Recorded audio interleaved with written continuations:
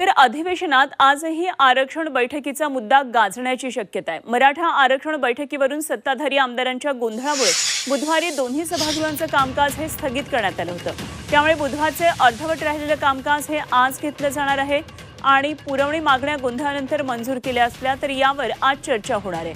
अंतिम आठवडा प्रस्तावावर सुद्धा चर्चा होणार आहे। त्यामुळे अधिवेशनात आजही गोंधळाची शक्यता आहे। तर कालही विधान परिषदेमध्ये आणि विधानसभेमध्ये सुद्धा मोठा गोंधळ झाला होता।